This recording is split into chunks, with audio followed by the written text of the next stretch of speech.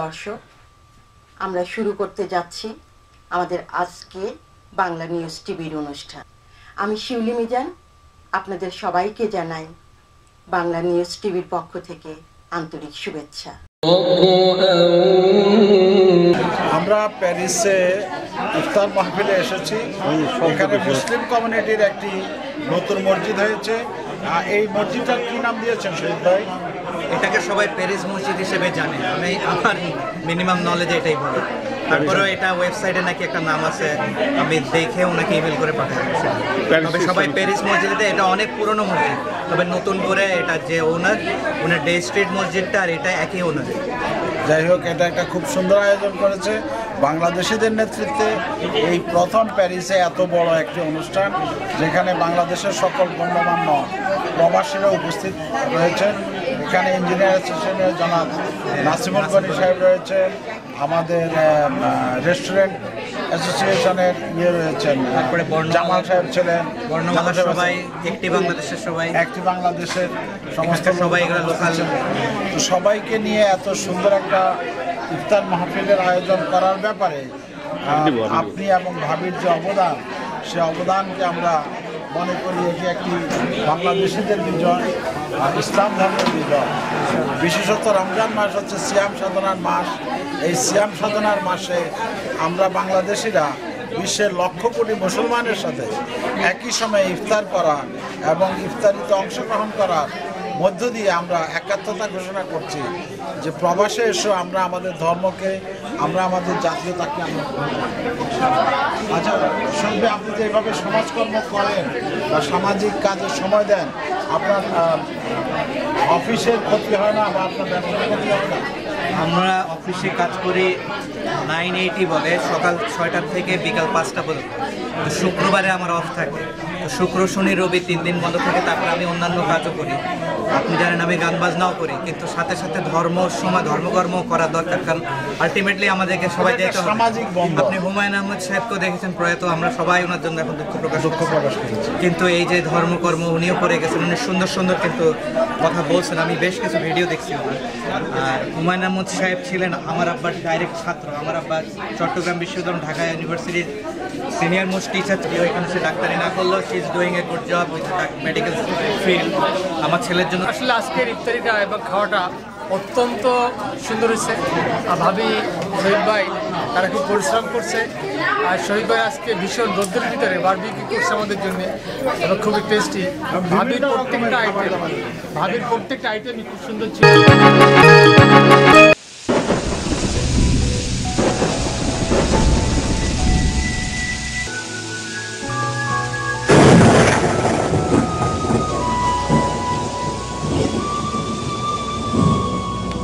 যদি মন কাঁদে তুমি চলে এসো,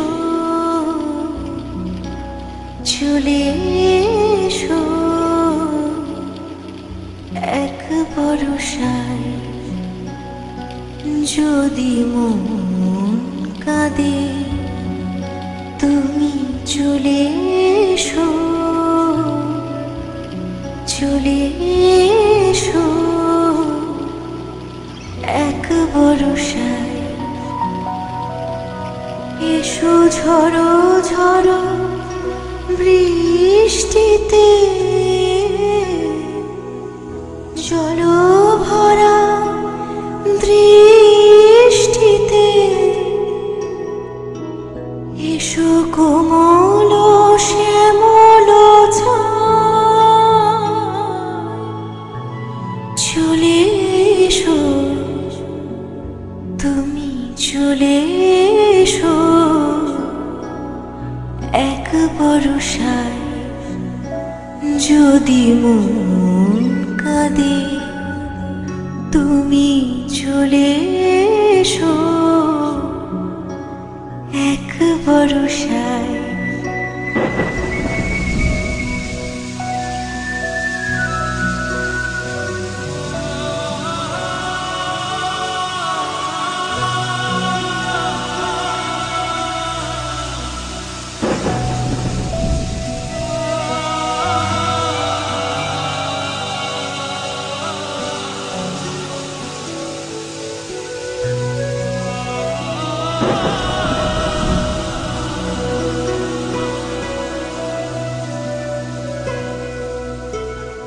যদিও তখন আকাশ থাকবে বৈরী, কদম গুচ্ছ হাতে নিয়ে আমি তৈরি।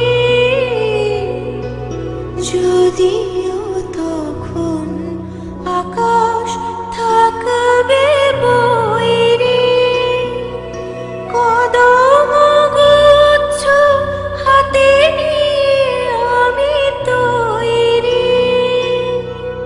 উতলায় আকাশ মেঘে মেঘে হবে কালো, ঝলকে ঝলকে নাচিবে বিজলি আলো। তুমি চলে এসো এক বরষায়, যদি মন কাঁদে তুমি চলে এসো এক বরষায়।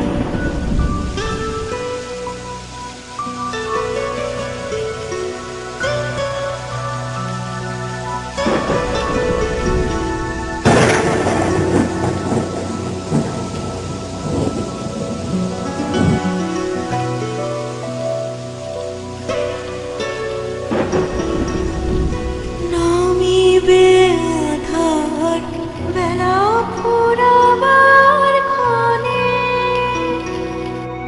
মেঘমালা বৃষ্টির মনে মনে।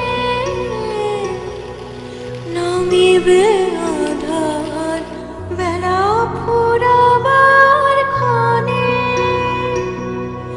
মেঘমালা বৃষ্টির মনে মনে। কদম গুচ্ছ খোপায় জড়ায়ে দিয়ে, জল ভরা মাঠে নাচিব তোমায় নিয়ে। চলে এসো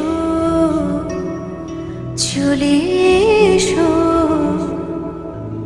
এক বরষায়, যদি মন কাঁদে তুমি চলে এসো চলে এসো এক বরষায়।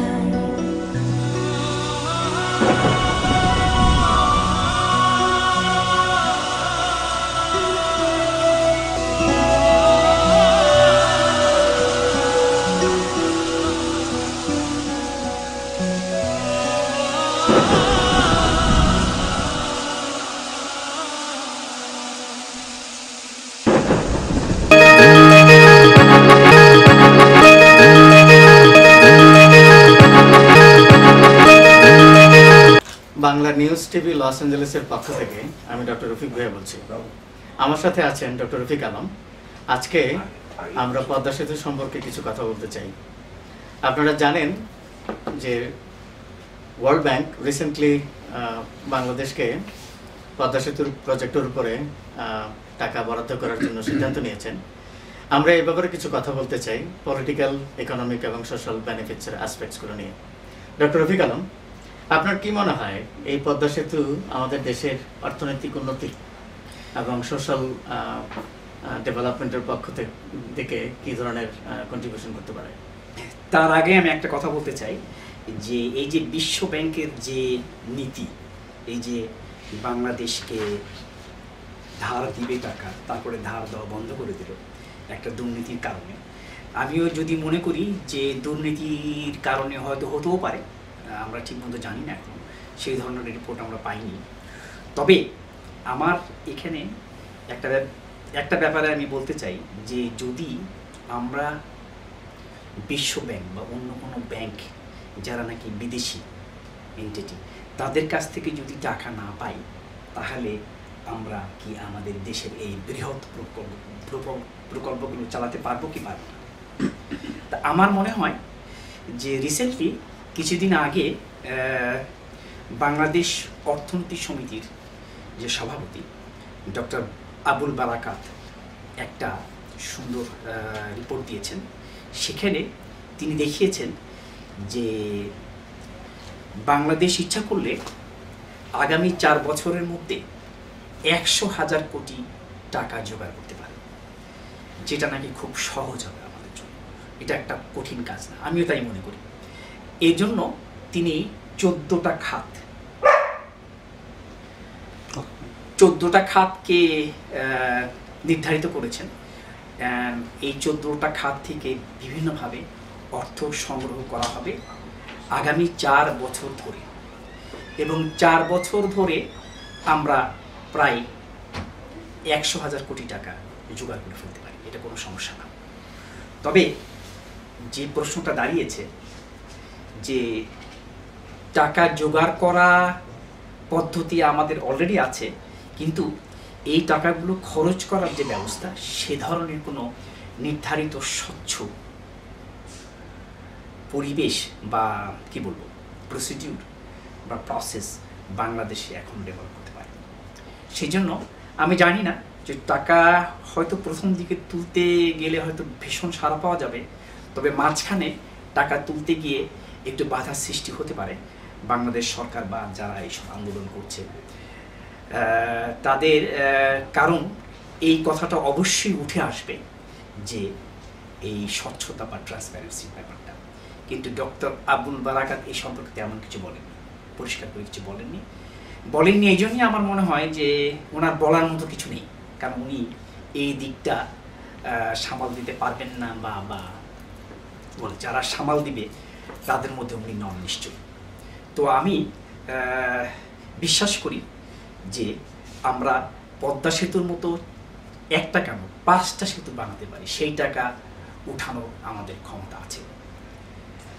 আপনার কথার প্রসঙ্গে তাহলে আমি এটাই বুঝতে পারছি যে এই সেতুটা তৈরি করতে আমাদের যে 100 কোটি ডলারের মতো টাকা ঋণ করতে হচ্ছে, এই ঋণের টাকাটা আগামী 4 বছরে বিভিন্ন রকমের ইকোনমিক অ্যাক্টিভিটিসের মাধ্যমে টাকাটা রোজগার হয়ে যাবে বলে আপনি বলতে চাচ্ছেন? না, ঠিক তা না। আমি বলছি যে এই টাকাটা উঠে আসবে বিভিন্ন খাতের উপর ট্যাক্স বসিয়ে। সেফ এক্সাম্পল, সে বলেছে যে এই ধরেন কি বলবো, এই বাংলাদেশের টেলিকমিউনিকেশন অনেক বড় বড় বিজনেস আছে, তাদের কিছু ট্যাক্স বসানো হবে। তারপরে প্রবাসী ব্যাংকের উপর কিছু ট্যাক্স বসানো হবে। তারপরে আমাদের যে রিজার্ভ আছে সেখান থেকে বছরে প্রায় $1 বিলিয়ন নেওয়া যেতে পারে, কোনো অসুবিধা নেই। তাতে করে বাংলাদেশের কোনো অসুবিধা হবে না, বরং সুবিধাই হবে। এই ধরনের খাত থেকে টাকাটা উঠে আসবে। কিন্তু যে প্রশ্নটা আমি তুলেছি যে এই টাকাটা যে আসবে, এই যে খরচের যে পদ্ধতি, এই খরচের পদ্ধতির যে ট্রান্সপারেন্সিটা বা স্বচ্ছতা, বাংলাদেশ কতটুকু এটাকে মানে নিশ্চিত করতে পারবে, সেটি আমার প্রশ্ন।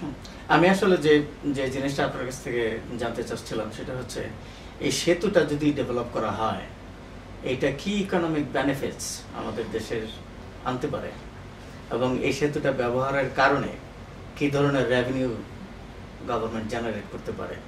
ওই রেভিনিউটা কি enough to substantiate for the payment of the loan, নাকি এই যে আপনার ট্যাক্সিং যে করা হচ্ছে বিভিন্ন জায়গায়, এটার উপরে ডিপেন্ড করতে হবে? আমার কথা হচ্ছে যে একটা সেতু যদি ডেভেলপ করা হয়, ওই সেতুটা তো should B a self sufficient project to generate its own revenue. করলে ওই রেভিনিউটা দিয়েই আপনার লোনটা পেমেন্ট হয়ে যায়। কিন্তু আমাদের গভর্নমেন্ট যদি এটা না করে, যদি বিভিন্ন খাতে যদি ট্যাক্স বসায়, সেই ট্যাক্স দিয়ে যদি রেভিনিউটা জেনারেট করতে হয়, কথা হচ্ছে যে তাহলে ওই খাতের ওরা এই প্রজেক্টের জন্য ট্যাক্স দিবে কেন? তারা কি এটা ইউজ করতে যাচ্ছে নাকি ইউজ করতে চাচ্ছে না? হ্যাঁ, সেই জন্যই আর কি একটা বাংলাদেশে একটা আন্দোলন গড়ে উঠছে, যেটা নাকি বাংলাদেশের লোকরা, বিভিন্ন নেতা বা যারা সরকার, তারাও বলছেন যে বাংলাদেশের এখন সময় এসছে নিজের পায়ে দাঁড়ানো বা স্বনির্ভরতার ব্যাপার, এবং তার মধ্যে অর্থনীতি হচ্ছে নাম্বার 1। তো আমাদের ইন্টারনাল রেভিনিউ আমরা এত কম মানে সংগ্রহ করি, সেটা মানে সত্যি খুব আশ্চর্যজনক ব্যাপার। কারণ এই 152 মিলিয়ন লোক ট্যাক্স দিয়ে মাত্র উঠাতে পারে $10 বিলিয়ন, এটা খুবই কম। অথচ যেখানে বিদেশ থেকে রেমিটেন্স যাচ্ছে $13 বিলিয়ন বছরে।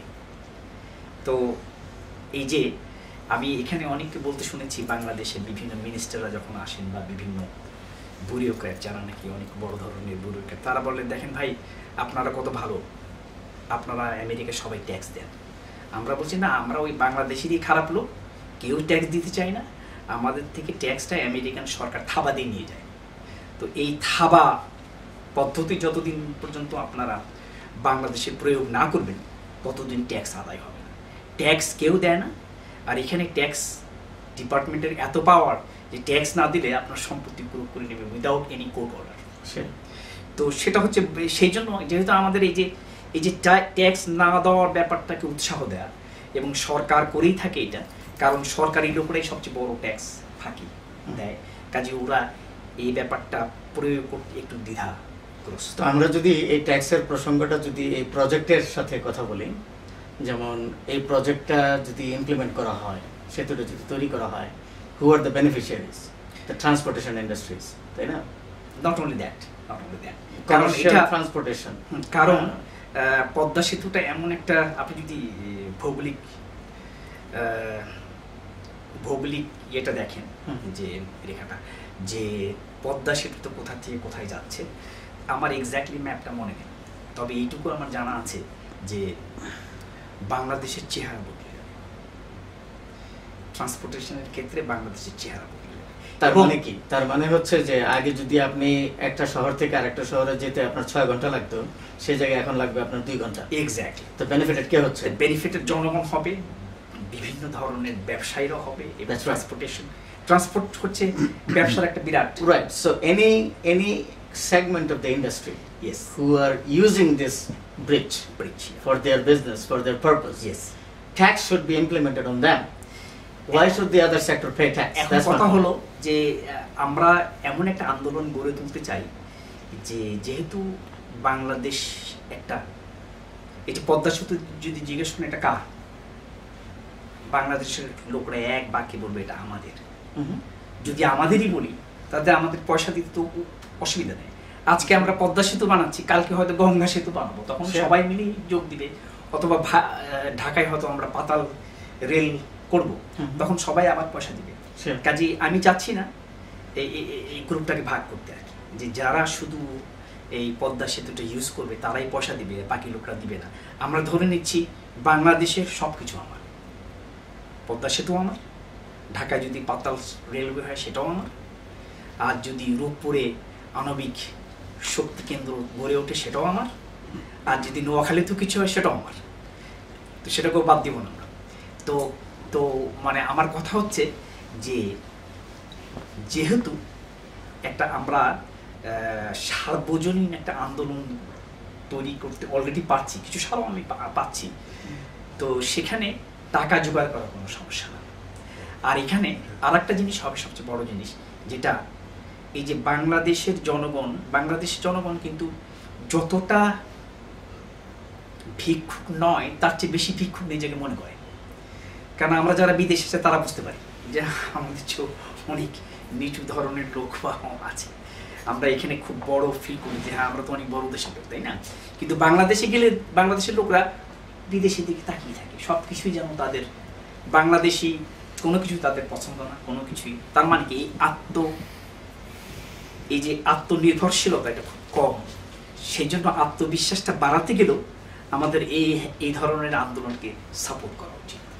আমি আপনার সাথে পুরোপুরি একমত না হলেও আমি বলবো যে হ্যাঁ হয়তো এক্সটার্নাল সাপোর্টগুলো দরকার আছে, কিন্তু আমি বিজনেস পার্সপেক্টিভ থেকে বলছি যে আপনি একটা প্রজেক্ট হাতে নিচ্ছেন, আমরা বিজনেসে দেখি যে একটা প্রজেক্ট যখন আমরা অ্যানালাইসিস করি যে এই প্রজেক্টটা করার জন্য আমাদের কত খরচ হচ্ছে, তারপরে আমরা অ্যানালাইসিস করি যে এই প্রজেক্টটা আমাদেরকে কত বছর যাবত রেভিনিউ জেনারেট করবে, তারপরে আমরা হিসাব করে দেখি যে যেই রেভিনিউটা আসবে ওই রেভিনিউটা কি খরচটাকে কাভার করে দিয়ে প্রফিটেবল হবে কি হবে না। আপনি এখানকার যে বিভিন্ন কাউন্টিগুলি ডেভেলপ করে, সিটি ডেভেলপ করে, আপনি সান ফ্রান্সিসকোর গোল্ডেন গেটের কথা চিন্তা করেন, প্রতিদিন যখন একটা ট্রাক একটা ড্রাইভার ব্রিজটা ক্রস করে আবার ফিরে আসে তাকে 2 বার ওখানে পয়সা দিতে হয়। Imagine it was built once and it is raising revenues every day, and it's a fully self-sufficient projects. the county or the state or even the federal government doesn't have to depend on external imposition of taxes to support this project. So আমার মতে আমাদের দেশও এখন এই ধরনের প্রজেক্টগুলোকে নেওয়ার আগে world bank টাকা দিতে বসে আছে, কিন্তু তাদের কাছ থেকে টাকাটা নেওয়ার আগে you also have to make the proper analysis যে এই প্রজেক্টটা ওই 100 কোটি টাকা 41 বছরের মধ্যে জোগাড় করে দিয়ে পে অফ করে দিয়ে প্রফিটেবল হতে পারবে কি পারবে না। আসসালামু আলাইকুম, আমি কুদ্দুস খান বাংলা নিউজ টিভি থেকে বলছি। এতক্ষণ শুনলেন ডক্টর রফিক আলম এবং ডক্টর রফিক ভুঁইয়া বাংলা পদ্মা সেতু নিয়ে কিছু কথাবার্তা বলেন। ডক্টর রফিক আলমের কথা মনে হয়েছে উনি বাংলাদেশের মন্ত্রীর মতো কথা বলছেন, সরকারকে সমর্থন দিচ্ছেন। এবং একটা কথা সুস্পষ্টভাবে আমার বলা দরকার, সেটা হলো কি যে পদ্মা সেতুর পয়সা জোগাড় করা যাবে, কারণ মিলিয়নস অফ ডলার প্রবাসী বাংলারা বাংলাদেশে পাঠাচ্ছে। কিন্তু একটা প্রশ্ন থেকে যায়, সে প্রশ্ন ইসলাম সাহেব প্রশ্ন হলো এই যে টাকাগুলো জোগাড় করবেন, আপনি বাইরের এক্সপার্টকে হায়ার করতে হবে, যে কথাটা আপনি আগে বলেছেন। সেই এক্সপার্টকে তো টাকা দিতে পারবেন না, ডলার দিতে হবে। ডলার দিলে বাংলাদেশের যে ডলার গচ্ছিত ডলারটা, সেটাকে টাকা থেকে কনভার্ট করে ডলার দিয়ে কিছু লস করতেছেন টাকা, আবার ডলারটা তাদের দিতে হচ্ছে, বাংলাদেশের ডলার কমে যাচ্ছে। এছাড়া যদি বিশ্বব্যাংকের টাকাটা পাওয়া যেতে পারতো, তাহলে ঘটনা যেটা হতো 40 বছর যাবত আমরা আস্তে আস্তে টাকাটা দিতে পারতাম না। 2 নম্বর করা হলো যে ডক্টর রফিক ভুঁইয়া একটা ইম্পর্টেন্ট কোয়েশ্চেন তুলেছেন। কোয়েশ্চেনটা হলো ভায়াবল কিনা প্রজেক্টটা। যদি চাঁদা না তোলা যায়, খালি বিদেশি টাকা নিয়ে বা দেশের টাকা নিয়ে খরচ করলে তো হবে না। ব্যবসা মানে হচ্ছে লাভজনক করা, সেটা করা যাবে কিনা সেই প্রশ্নের সুস্পষ্ট উত্তর ডক্টর রফিক আলম দেননি। উনি পাশ কাটিয়ে গেছেন, মনে হয় বাংলাদেশ সরকারের মন্ত্রীর মতো কথা বলেছেন। আপনি কি মনে হয়েছে? না, আমার কাছে মনে হয়েছে রফিক আলম সাহেব একটি স্বপ্নবাদী লোক। তিনি চাচ্ছেন যে বাংলাদেশের জনগণ জেগে উঠুক, তারা নিজেদের অর্থায়নে, নিজেদের পরিকল্পনা, নিজেদের প্রতিভার মধ্য দিয়ে এই প্রজেক্টটিকে গড়ে তুলুক। সেজন্য তিনি একটা আশাবাদী কথাটা বলছেন। কিন্তু জনাব রফিক আলমের কাছে আমার যেটু বলার বা দর্শকদের উদ্দেশ্যে যেটা বলা উচিত বা বলা প্রয়োজন আমি মনে করি, বাংলাদেশ এখন রাইজিং কান্ট্রি, আমাদের এখন বিদেশি বিনিয়োগের প্রয়োজন। এই বিদেশি বিনিয়োগ বাংলাদেশে বিনিয়োগের জন্য বিশ্বব্যাংক বসে আছে। বিশ্বব্যাংকের কাজ হচ্ছে পদ্মা সেতুর মতো বড় বড় সেতুতে অর্থ বিনিয়োগ করা। বিশ্বব্যাংকের কাজটা বিশ্বব্যাংকে করতে হবে। আর বাংলাদেশে যখন কোনো কাজ হবে, সেখানে বাংলাদেশি এক্সপার্টও থাকবে, বিদেশি এক্সপার্টও থাকবে, সবাই মিলেই কিন্তু এই সেতুটা তৈরি হবে। কাজে বিশ্বব্যাংককে খুশি করার জন্যে আবুল হোসেনকে বিদায় দেওয়া হলো। কথা বলে না হাতি ঘোড়া গেল তল, মশা বলে কত জল। আবুল হাসান বারবার চেষ্টা করেছেন তিনি দুর্নীতির সাথে জড়িত নন, কিন্তু শেষ পর্যন্ত তাকে বিশ্বব্যাংক প্রকারান্তরে আবুল হোসেনকে দুর্নীতি পরায়ণ প্রমাণ করেছে। প্রশ্ন তুলেছেন, সেটা হলো কি বাংলাদেশের আন্দোলন গণ আন্দোলনের মতো সৃষ্টি হয়েছে। বিশেষ করে খালেদা জিয়াদের সঙ্গে আমাদের প্রতিনিধির কিছু কথা হয়েছে। উনি বলেছেন যে প্রথম কথা হলো যে বাংলাদেশ সরকার এবং সরকারের প্রতিনিধি বাংলাদেশের যারা আছে তারা 10% ভ্যালু অ্যাড করেছিল, প্রজেক্টে ভ্যালু অ্যাড করে ওই টাকাটা তারা সামহাও বিদেশে চেয়েছিল, যে কারণে বিশ্বব্যাংক বিরক্ত হয়ে প্রজেক্টটা বন্ধ করে দিয়েছে আর কি। এই কারণে বাংলাদেশে আন্দোলন সৃষ্টি হয়েছে। তাইলে বাংলাদেশের এই যে ঘটনাটা, সেটা অবিশ্বাস করার কারণ নাই, কারণ বাংলাদেশের মন্ত্রী মিনিস্টার সকলে অত্যন্ত করাপ্ট। এখন ঘটনা হলে করাপশনের কারণে একটা প্রজেক্ট বন্ধ হয়ে গেছে। এখন সেন্টিমেন্ট তুলেছে সরকার যে আমরা নিজস্ব টাকা দিয়ে করব, এটা শুনতে ভালো লাগে, এটা একটা সান্ত্বনা পুরস্কার, শুনতে ভালো লাগে। কিন্তু বিশ্বব্যাংককে খুশি করার জন্য এমন কোনো কারণ ছিল না আবুল হোসেনকে এই টাইমে বিদায় করে দেওয়া এবং কয়েকজন সচিবকে চাকরি থেকে সরিয়ে দেওয়া, একমাত্র বিশ্বব্যাংককে খুশি করার জন্য। তাহলে এখানে হচ্ছে কি, আমাদের সরকারটি নাটক করেছে। একটা নাটক হচ্ছে, এক হচ্ছে যে আমি বিশ্বব্যাংকের টাকা চাই না, দ্বিতীয়ত হচ্ছে বিশ্বব্যাংক আমাকে যে শর্ত দিয়েছে আমি শর্তগুলো পূরণ করে ফেললাম। তার মানে কি? তার মানে হচ্ছে বাংলাদেশ সরকার নিজে ক্ষমতাসীন সরকার নিজেই বিশ্বব্যাংকের টাকা চাচ্ছেন, প্রার্থনা করছেন, কিন্তু মুখে বলছেন আমি চাচ্ছি। এখানে কিছু এই ক্ষেত্রে রফিক ভাই যে কথাটা বলছেন, এই কথাটা আরেকটি সান্ত্বনা পুরস্কার বর্তমান সরকারের জন্য, যে না আমরা নিজেদের অর্থায়নে করব। নিজেদের অর্থায়ন করার কোনো প্রশ্নই আসে না। বিশ্বব্যাংক এখানে টাকা দেওয়ার জন্য বসে আছে। বিশ্বব্যাংক চাচ্ছে স্বচ্ছতা, বিশ্ব ব্যাংকের কাজই হচ্ছে এই ধরনের বড় প্রজেক্টের টাকা। যে কোনো ব্যাংকে তো তাই, ব্যাংক যদি যে কোনো ব্যাংক না, এখন অগ্রণী ব্যাংকের এই কাজ না, অগ্রণী ব্যাংক পদ্মা সেতুতে অর্থায়ন না না না, আপনি যে কোনো ব্যাংক যদি টাকা দেয়, আপনি বিনিয়োগ করে, তাহলে তারা জানতে চাইবে টাকাটা কিভাবে খরচ করছেন।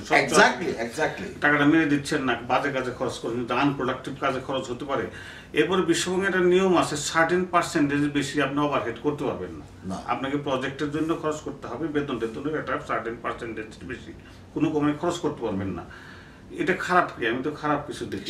সেটা রফিক ভূঁইয়া কিন্তু তার প্রশ্নের মধ্যে কথাটা রেখে গেছেন, যে উনি বলেছেন যে একটা প্রজেক্টের আয় এবং ব্যয় দুটো যদি স্বচ্ছভাবে তৈরি করা যায় এবং কোনখান থেকে রেভিনিউ আসবে, কোন খাতে ব্যয় হবে, এটা যদি ঠিকমতো বিশ্বব্যাংকে বোঝানো যায়, তাহলে বিশ্বব্যাংক অর্থায়নের মধ্যে আপনি মনে আছে কি না, বছর 15 আগে কোরিয়া ব্যাংকরাপ্ট হয়েছিল, সাউথ কোরিয়া, নর্থ কোরিয়া ব্যাংকরাপ্ট হয়ে যাওয়ার পর বিশ্বব্যাংকের টাকা দিয়েছিল খুব টাইট কন্ডিশনে। নর্থ কোরিয়া সেই টাকা ফেরত দিতে সমর্থ হয়েছে এবং উন্নতির উচ্চ শিখরে উঠতে পেরেছে। এখন তারা ফার্স্ট ওয়ার্ল্ড কান্ট্রির কাছাকাছি চলে আসছে, কারণ তাদের ইকোনমিক যে ডিসিপ্লিন সেটা তারা তৈরি করতে পারছে।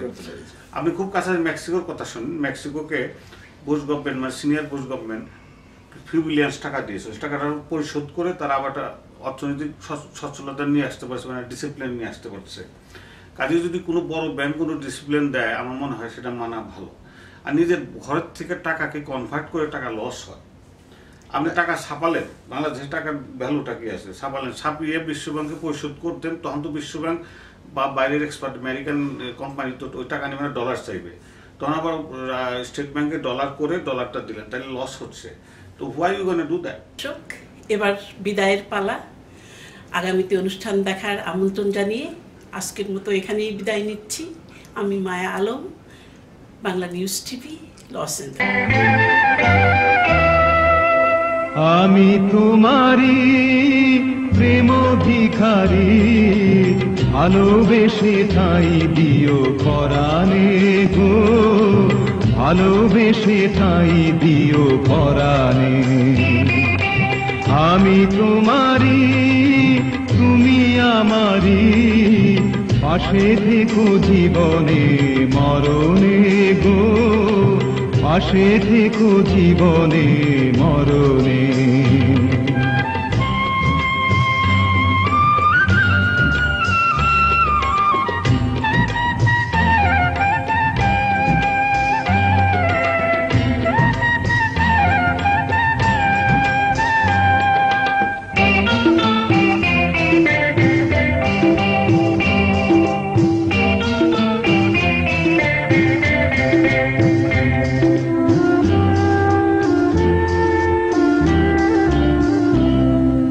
বুকেরই ভিতরে আন্ধার কুটিরে তুমিও গো চাঁদ।